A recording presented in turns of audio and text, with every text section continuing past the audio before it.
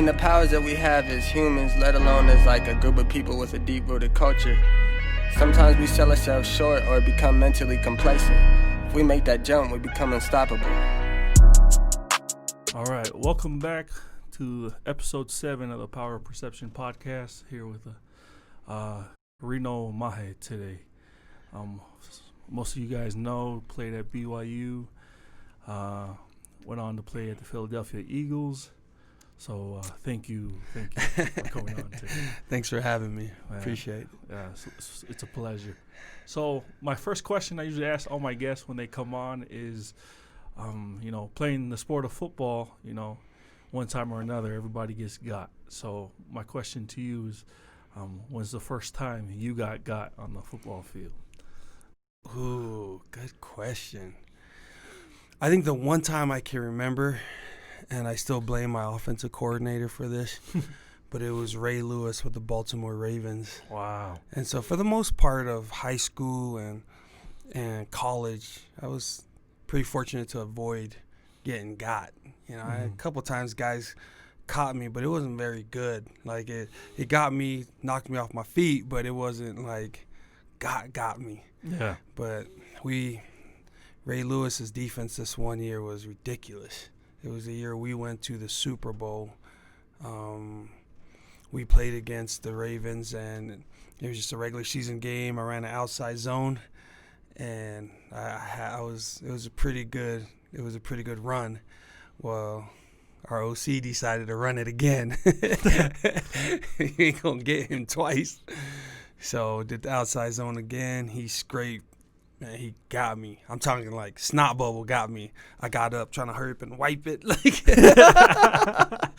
but he got me. Wow, man. I'll tell a story. So when I think the first time I met you, I was still I think 8 or 9 at the time, and you and Shone Havili had came down, and you guys did a family reunion with our youth. Yeah. When my dad was the bishop. I remember that. And you told the story, that same exact story, but what you said was, since you had a good run on that first outside zone, you were chirping. And you were like, man, this is the Baltimore Ravens defense. Like, where you guys at? And then Ray let you know the very next play. He got me. Yeah. So I'll just give you a little spiel about what the Power of Perception podcast has been for me.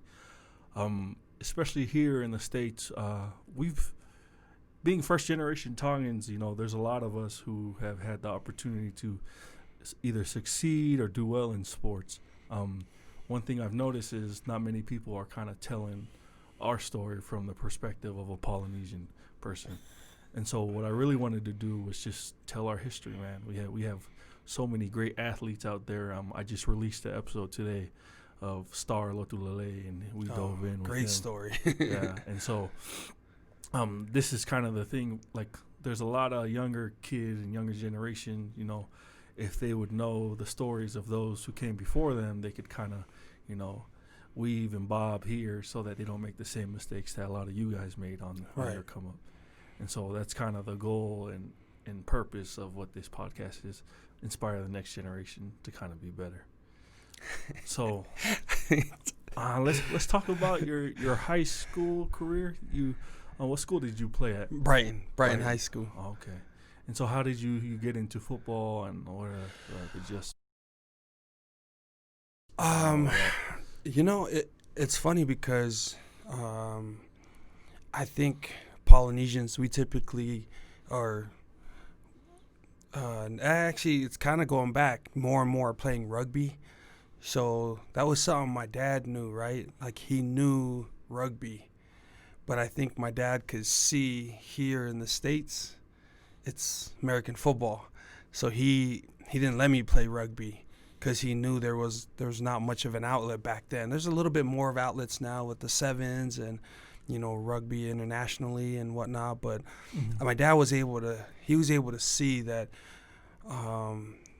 American football was going to be my ticket to just kind of that next level here in the United States. And so, you played Pop Warner. Grew up in Los Angeles, my first 11, 12 years of my childhood. Then we moved here, and I went to, I started playing Little League football out here. We were living in West Valley a little bit, and then a couple years. Then right in ninth grade, my mom and dad moved up to Cottonwood Heights. And so I was at Brighton there, and there was a lot to take in, and you don't realize it as you're going through it, but it's funny how your environment and your surroundings kind of open your mind up to the world a little bit on what you're exposed to. You know, you grew up in Lenox, Hawthorne, Inglewood. I think we were the last 3-4 years in LA. We were living in Crenshaw, and then moving to West Valley. You know, coming to Utah, it was kind of a culture shock. Yeah. Then you go from then you go from there. You know, you came from Dallas. Yeah. Go from there and then move to even Cottonwood Heights, like from West Valley. It was, you know, there was a lot to adjust, but I think it helped. There was a lot that helped from it. And so as far as, you know, high school football, there were a lot of people that helped me succeed at Brighton. You know, from my teachers, my counselors, who today I still talk to, you know, that I'm still close with. Then you go into the coaching where they were like second parents, you know, and so football does that. But I also believe that it's also how you're raised. You know, there's some kids that are raised who, man, ain't nobody want to help you. You're just a bad kid. But, you know, I like to think my parents taught me to where I saw this. Someone had posted it, I think, on Twitter, where they're talking about how a kid comes home and he's talking to his parents and he's just telling his parents, no, the coach just plays their favorites. And they had that issue how, you know, parents and these kids are frustrated that coach are just playing their favorites. And then I replied to my buddy that posted that, and I was like, hey, you know what? You can be one of the coach's favorites. I got an idea. Yeah. How about work your butt off and be one of the coach's favorites? So, you know, going through my high school career, like, I was really lazy. Like, I didn't really pay attention much, and like, I didn't put the work in. And so, like, when my little brother started coming up and going through the ranks, I kind of like always took it out to like put him on game on things he needed to be doing. And I remember one practice he came home and he was like complaining, like, man, coach isn't doing this and coach isn't doing that. And I was just like, if you give the coach 0 excuses not to play you, then it's all on the coach. But until then, it's like, you can't say anything. And then he kind of just looked at me. He's like, well, and then I was like, and then I started asking him a lot of questions, like, were you late to meetings today? It's like, I know you were, because mom was yelling at you and you weren't on time. Yeah. And it's like, were you doing this? Like, were you working out? Were you like whenever it comes to knowing all your stuff, do you know everything to the T? Like, can the coach just call on you and just be like, yeah, Mata's ready? And then he kind of just looked at me and he just like got quiet. And I was like, yeah. And so fast forward to his senior year, you know, I told him this when he was a sophomore, and he was all in on time, doing everything, and then just saw him mature over time. So I think that's kind of funny. I think the thing that bothers me today is so many parents want to always blame the coach for the reason why their kids aren't playing. So, there was one time where so it's kind of a thing now with me and my wife, where I'm not going to ever coach football unless my kids are on the team. Like, I just, time-wise, you just want to, after everything that's happened with our family, you want to spend time with your kids. Like, time is the most precious thing now, right? And so talking to, listening to how this Little League and some of the issues with it. And so, like, last year, I was like, all right, I'm going to coach my son's 6th grade football team. And, you start hearing about a lot of the issues with Little League, the parents, and blah. I was like, oh, that's easy. All right, so I'm the head coach. I get to decide, so this is what we're going to do. If you're a parent and you want to talk to me during the season, you have to coach with me. If you don't coach with me, You don't get my phone number during the season. You don't get no email. I don't want to hear nothing from you. Like, I'm not gonna talk to a parent during the season. And if there's an issue with your kid, it's your fault and your genes you passed on to your kids. That ain't my fault. It ain't your kid's fault. It's your fault. You passed on some terrible genes to your kids. But it honestly, I didn't have to deal with one parent all year.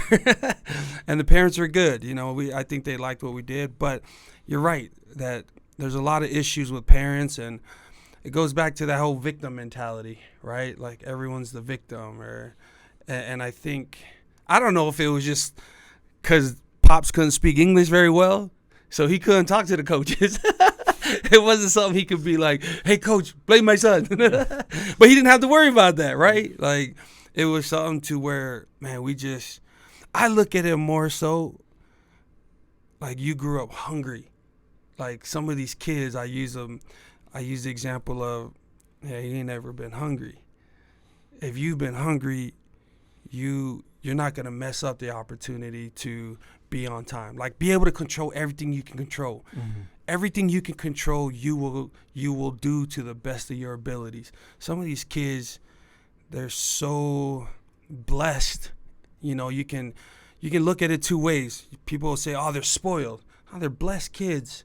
Their parents work hard. They can provide for them all the things they need. And sometimes, so they ain't got to worry about nothing. You know, when you open the fridge and it's empty, and you got a little bit of milk, so you put some water in it so you have more milk. Like, there's just things that, you know, I tell some of my little nephews, like, or my cousins, we were doing, like, looking at concrete, doing some concrete stuff, and I was like, this concrete work is the reason why I made it in the NFL. Going and breaking up concrete, it was one of those things where it's like, I can't wait to make it, so I ain't got to do this. Nothing against concrete and that, but it was just something, man, that's tough work. You know, it's hard work, but the work you can control as far as the opportunity to play sports, and especially football, you know, some of these kids just, man, they ain't never missed a meal. We had the opportunity to talk with Star, and he talked about, like, his driving force, so, like, what was the thing that kind of changed his career. And so through high school, you pretty much dominated. You were All-State your junior and senior year, played 3 years, Gatorade player as a senior, and then you went to BYU right after high school. Is that correct? Correct. Okay. So kind of expand on your experience there. There was 1 year you were there and you got kicked out. Yeah. So how did that? I had a plan for myself going into BYU. I was going to go make a name for myself my freshman year. I wanted to play because at this time, as a member of the Church of Jesus Christ of Latter-day Saints, you don't go to your mission till you're 19. Mm-hmm. And so my plan was, I didn't want a red shirt where typically everyone red shirts, then they go on the mission. Because then when you come back, then you have to come back from your mission and jump right into your year. And that usually, like, is a bad year for people because of that transition. Kicking all the dust off. Yeah. So my thought was play my freshman year, go on, you know, make a name for myself, go on a mission, and then when I come back, if I need the red shirt, I can still have that. So I just had this plan all figured out. And so my first game my freshman year was against Alabama, University of Alabama at Alabama. I'm going from playing whooping up on Alta High School. I never lost at that school.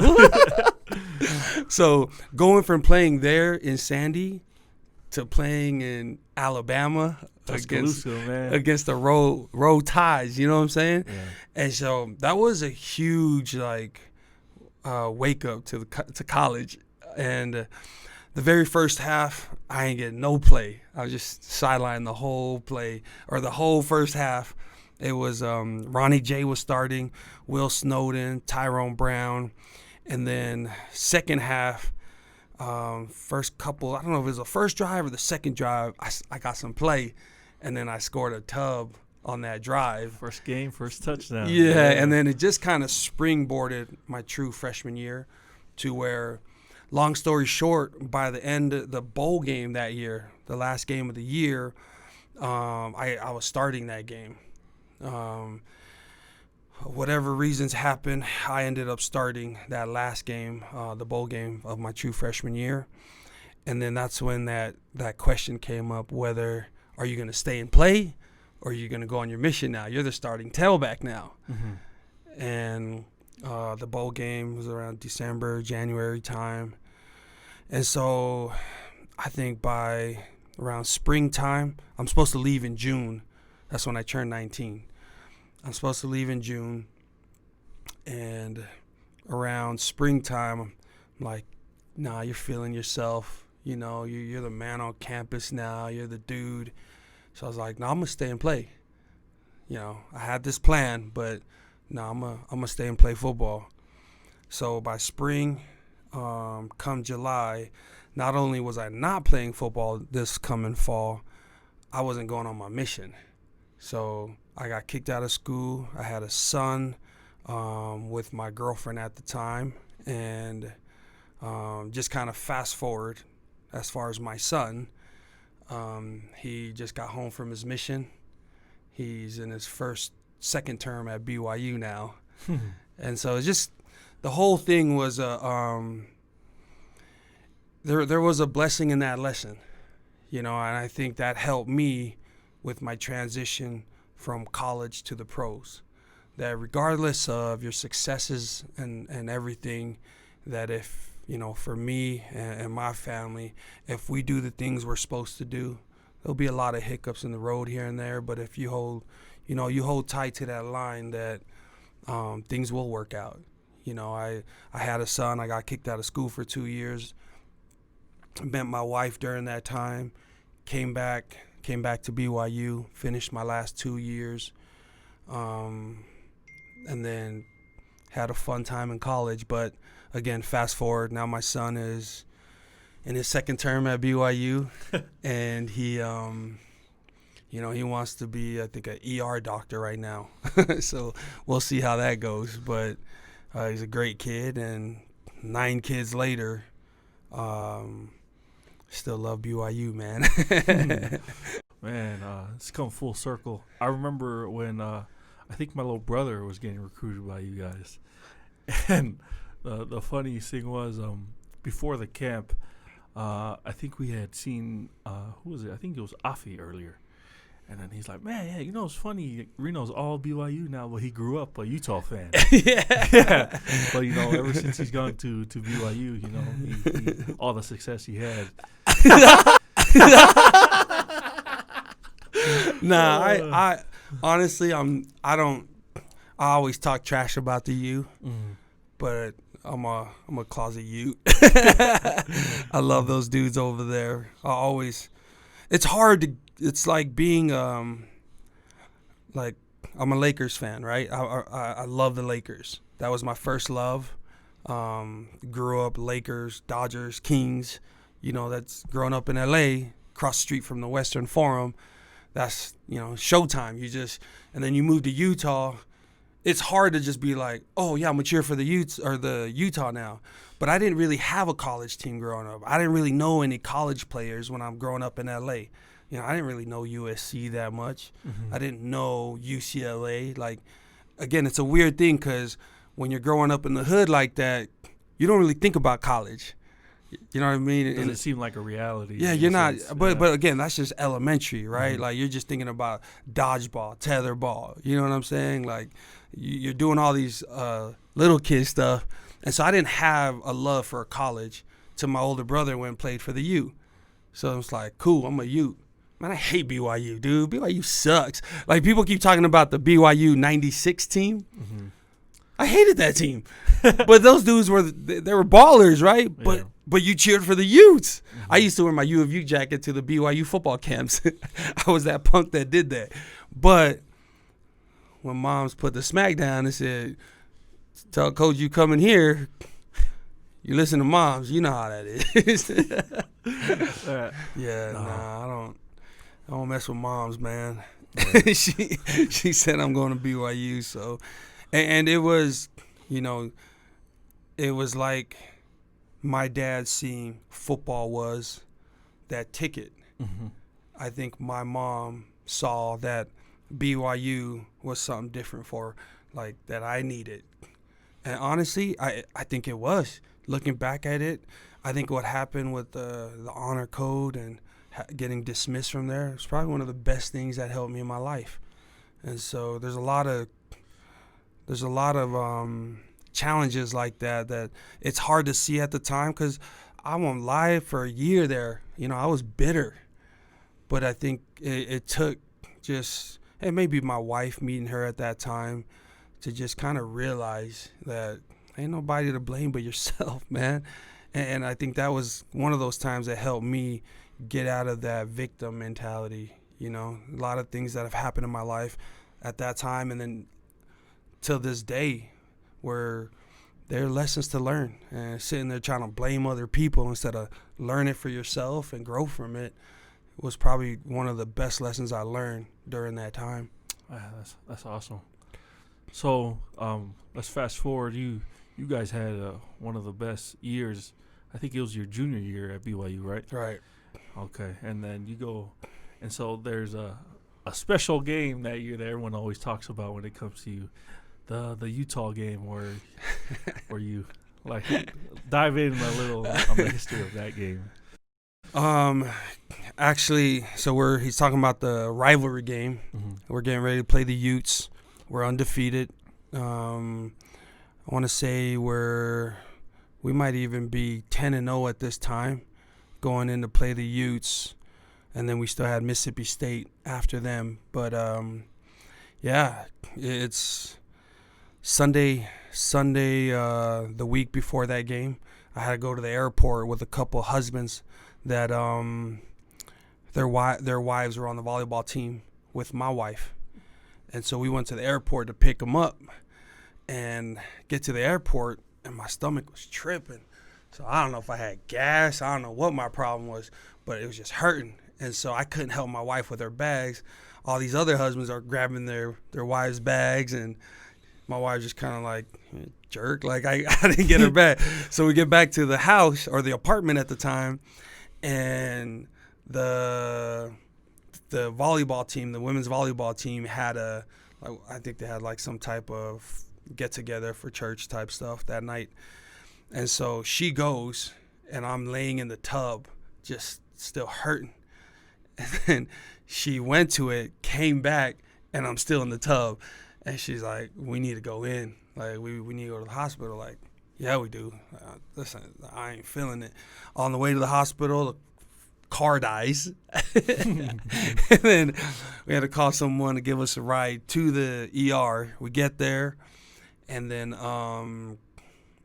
find out I needed to get an appendectomy done. My appendix was tripping, so I think it was Monday morning, late Sunday night, Monday morning, they did an appendectomy. And there's a lot of rumors about playing, not playing, that I didn't even have it.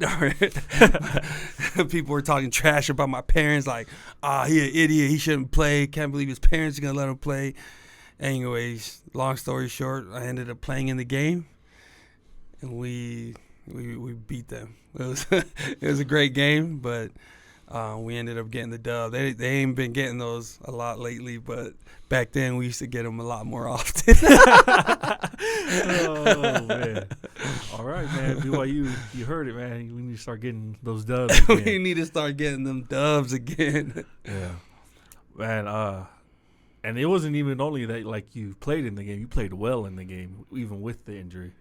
Kind of go into, like, how are you able just to block out all the pain, block out everything, and just focus on the task at hand?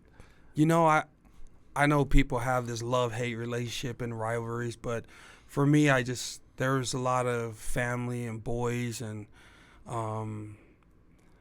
even Coach Mack, who was the head coach at that time. I love that dude. To this day, I'm still in contact with that dude.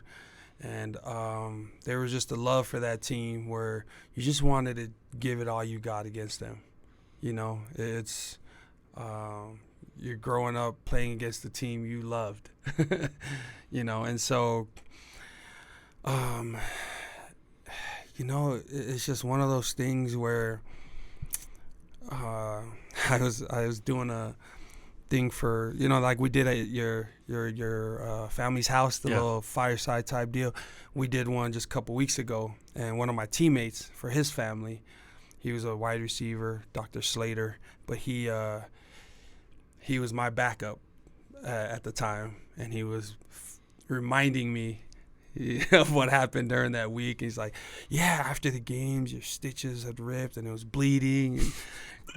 And I think it's one of those trauma type things where you just don't want to remember that. I remember my jersey had some blood on it after the game, but it just added to the craziness of doing something like that. But the game, the drama behind the game, the lead, they took the lead. I think I might have been the first one to score. And then they scored.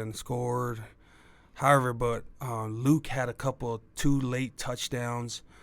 I remember being short a few yards from breaking 100, but they had some ballers on defense, To this day, talking trash to them on Twitter. They're the homies, you know what I mean? But it's just that game. I remember my boy Naki, man, I miss that dude. But he had passed away a few years ago. I just remember being with him on the sideline. And it's crazy to think every time I talk about that game, I just remember being with him on the sideline, just crying in his arms. I know he was looking at me like, you idiot.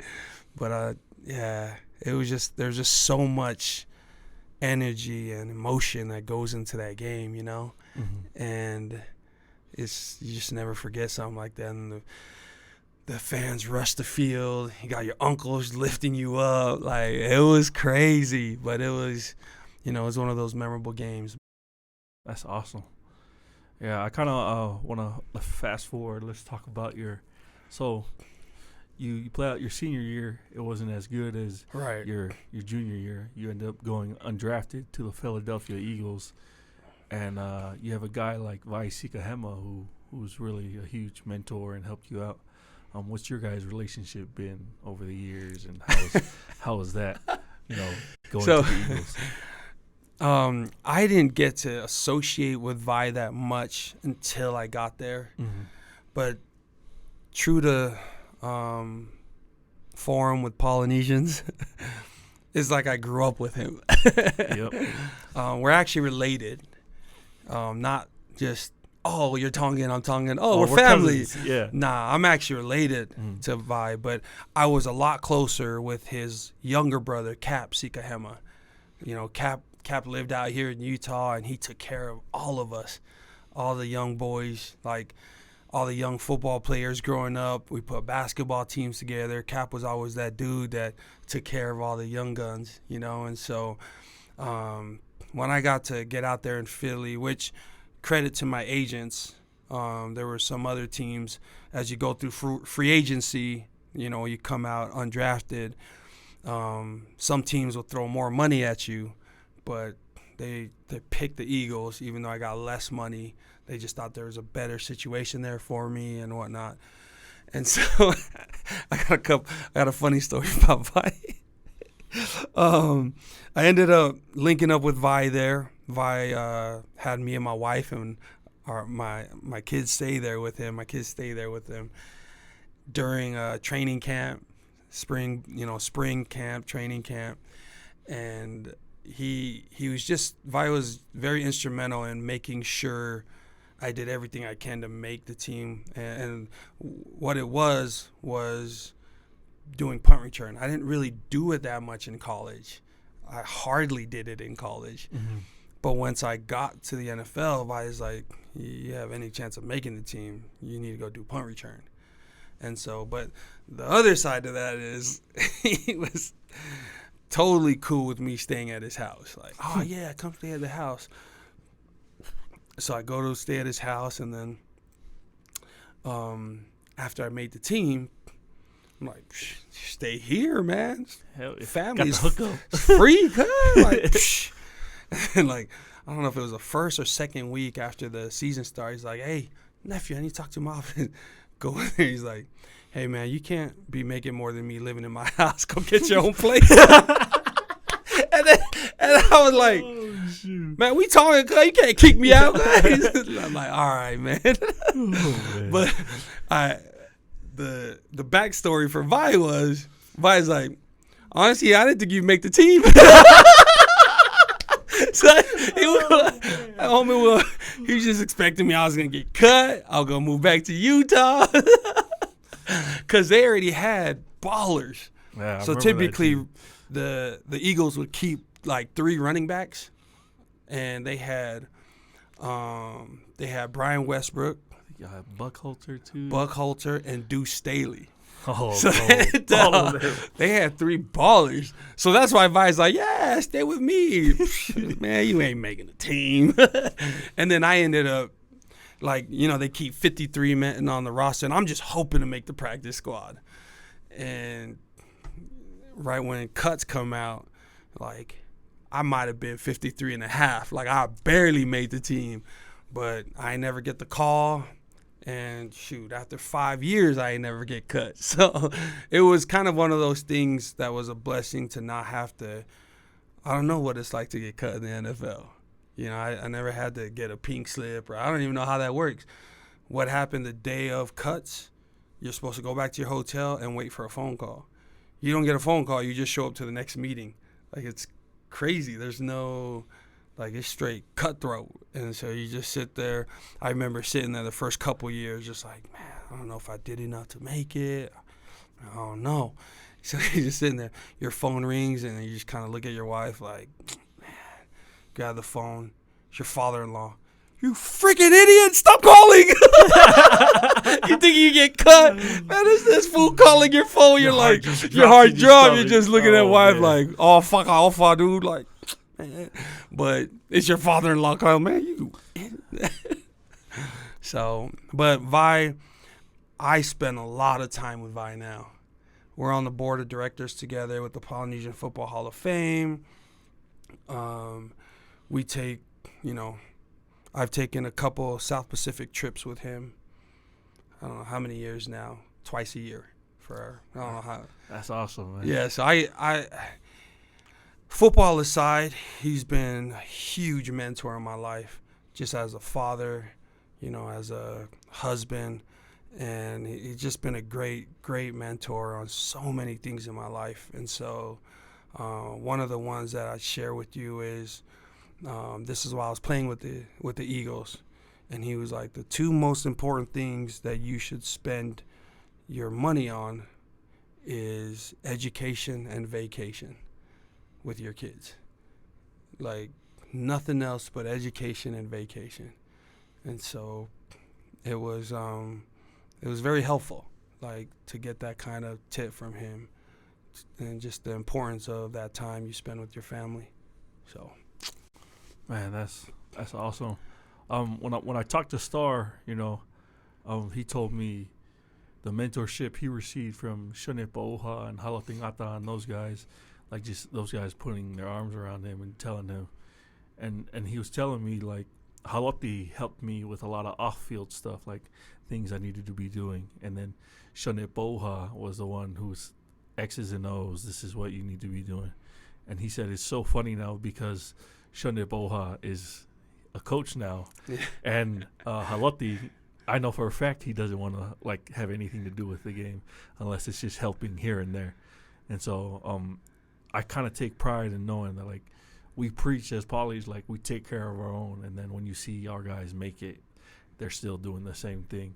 And yeah, it's that's, I think it was Chad Lewis. He wrote a book called Surround Yourself with Greatness. Mm-hmm. And that's Star surrounding himself with greatness. He's surrounding himself with guys like Shone Pauha, who's married to my first cousin, Keiti, mm-hmm. and Halotingata, who's one of the, anyone I've introduced Haloti to, they'll tell me afterwards, like, that is a great man. Like, and I grew up with Haloti's family in L.A.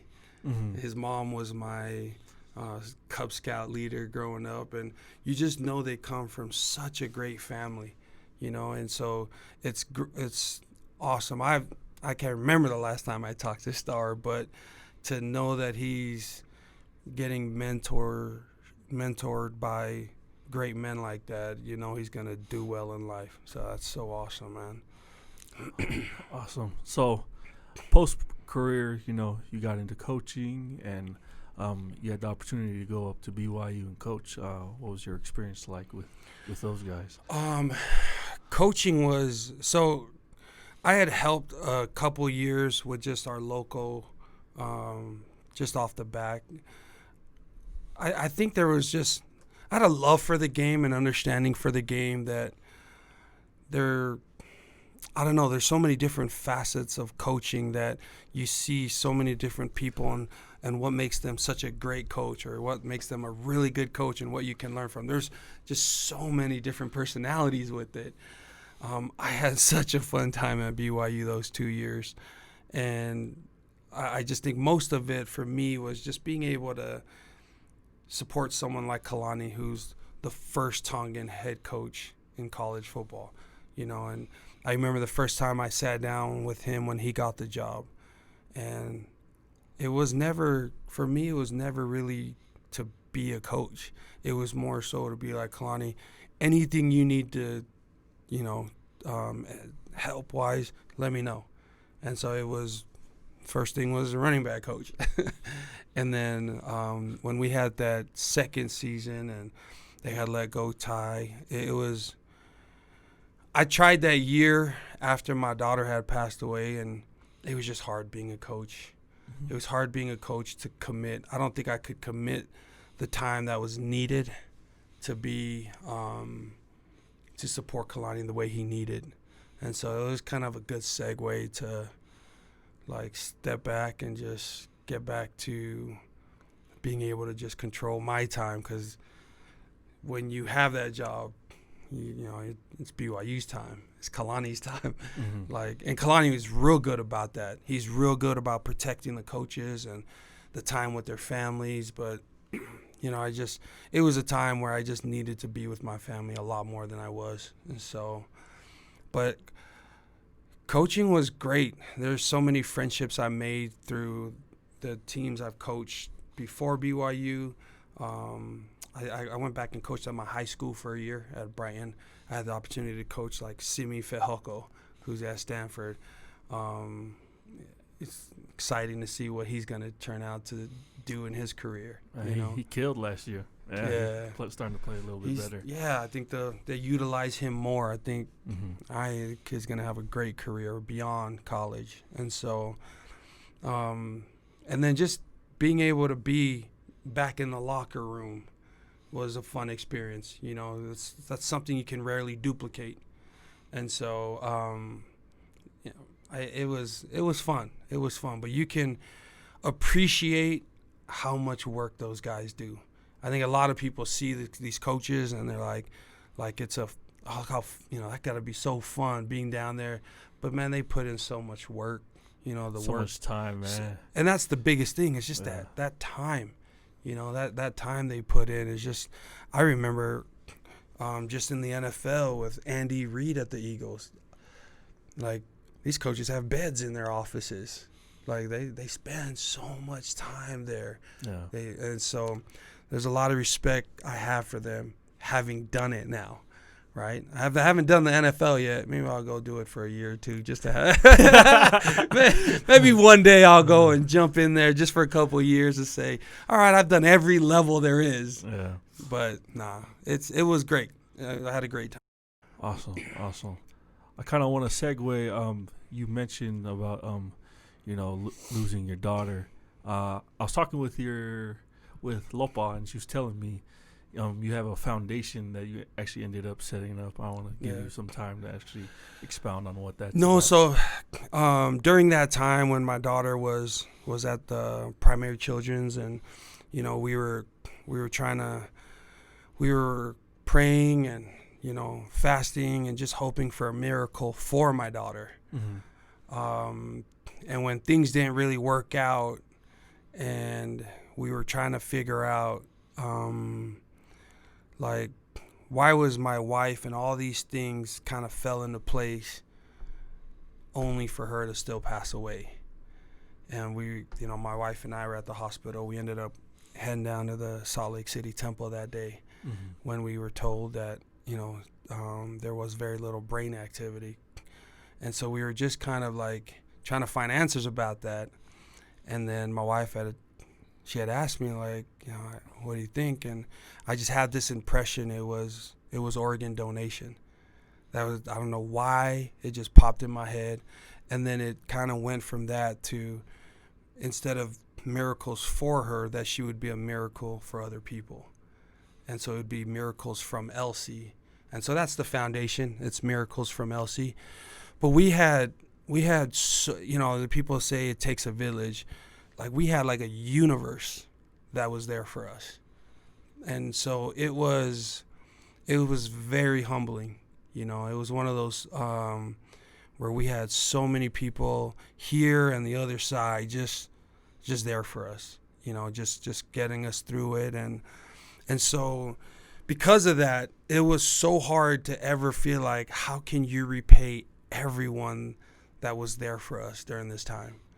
And so we, specifically my wife was like, she wanted to do something. And so we created this foundation. We'll have a dinner once a year. And with that, we go and it'll be everything that we went through, whether it's paying for someone's headstone for their child, paying for some hospital bills with a family that they had a stillborn. And so I saw the post of the mom who came home and she was getting all these bills, but she didn't have a kid. And so I saw that post, so I reached out to the family and was like, can our foundation let us cover those bills?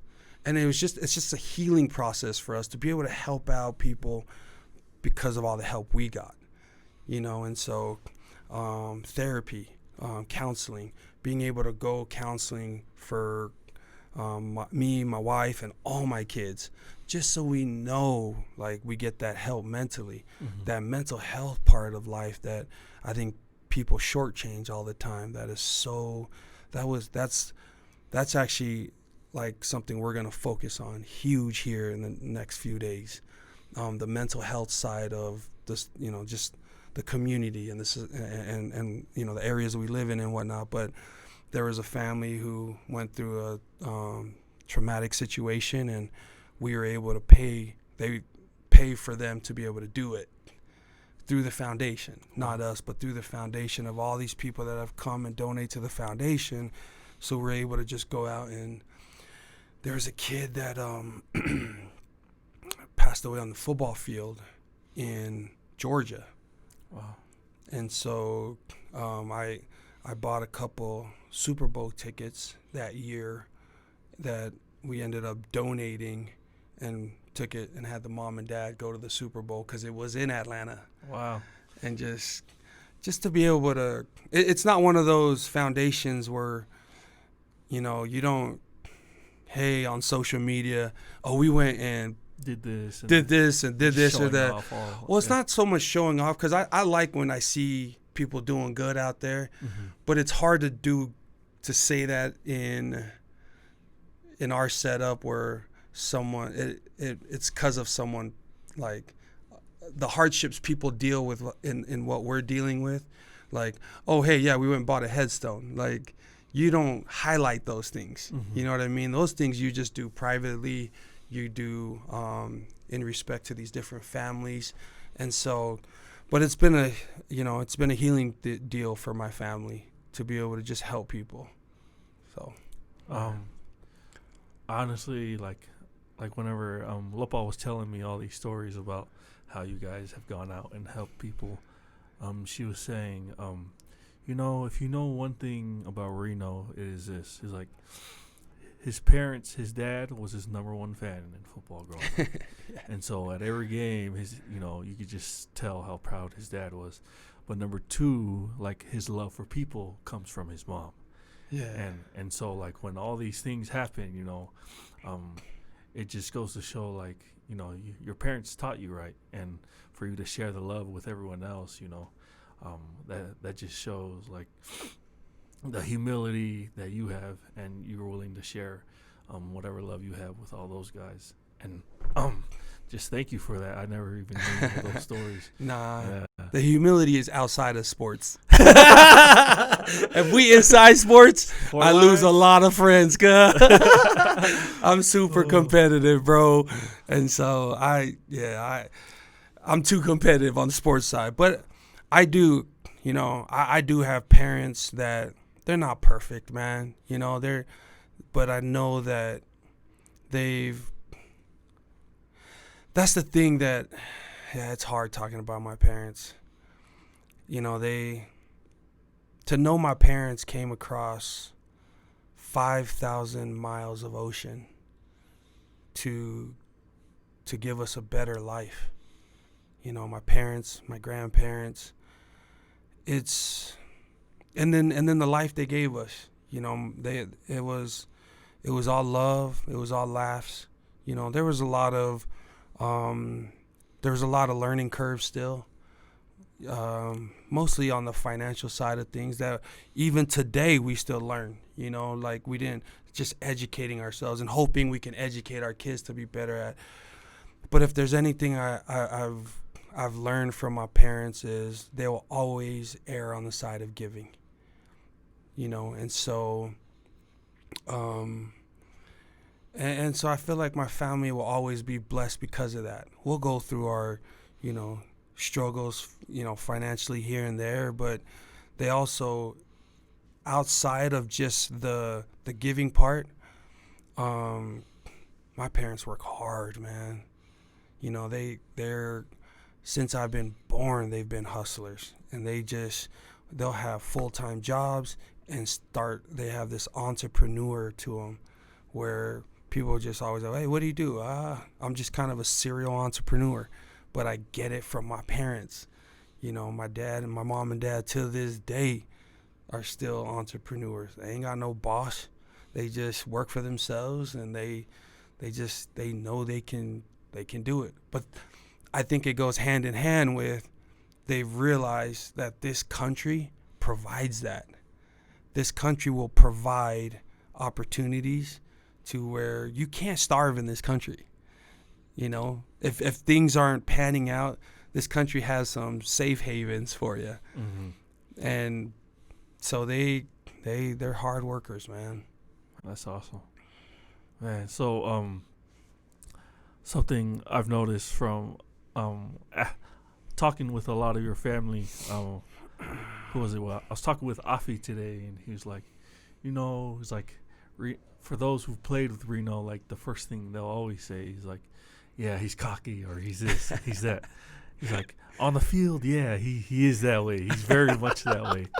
But like off the field, like, like most of us, we know when to turn that side off whenever it's time to come off the field. I want to dive into a few funny stories that your family shared with me about you growing up. But can I reply to what Afi said? Yes. And so Afi, for those that don't know, is my first cousin. His mom, my dad are brothers and sisters, but we grew up like brothers. And I think Michael Jordan put it all in perspective for me in his that document, The Last Dance, that he just, when they asked him about how hard he was on his teammates and his reply about how like what his reply was about winning. Oh man, I loved it. And where he choked him up about it to where and so that gave me peace on how bad I am on, like, when it comes to playing, you know what I mean? Sports, like just the competitiveness of it. And I mean, playing church ball, yelling at someone in the bishopric, like that's on your team, like for turning it over instead of just shoot the ball. Like, and so I don't play church ball no more 'cause I don't want to lose any friends, but for me, it helped me realize, like, all right, like Jordan did it. Like that's how Jordan was. And man. I change into something on the court that I hope I'm not like that off the court. You and your brother, Mike Ika. It's because we champions, man. We champions. Hilarious. So, in closing, I'm going to just do a few rapid-fire questions, and then we'll go ahead. What was the funny story you were going to say? Afi told me whenever you guys are younger, you, him, and I think you guys at your cousin Danny's house. You guys were playing video games, and all of a sudden, out of nowhere, this huge rat-looking possum pops out of nowhere, and all of you guys jumped up on couches, tables, chairs, and he said the funny thing was you guys slept up on the couches, chairs, and tables the whole entire night. And he's like, yeah, we were all just thinking, like, man, you know what? It's like we need to go find a cat and maybe we could come in and kill the huge old mouse thing that got us all scared that day.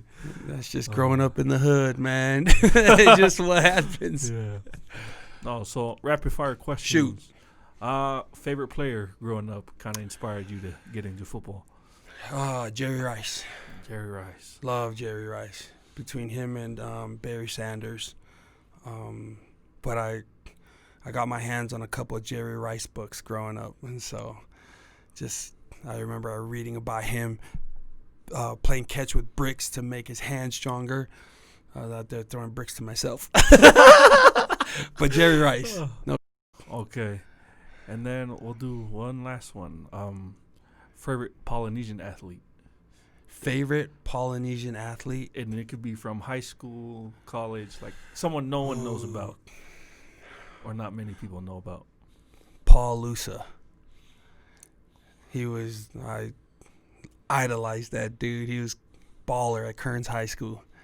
And so I just remember watching him I was a junior high, Kearns Junior High, and we'd go up to the high school game, and he was just a baller.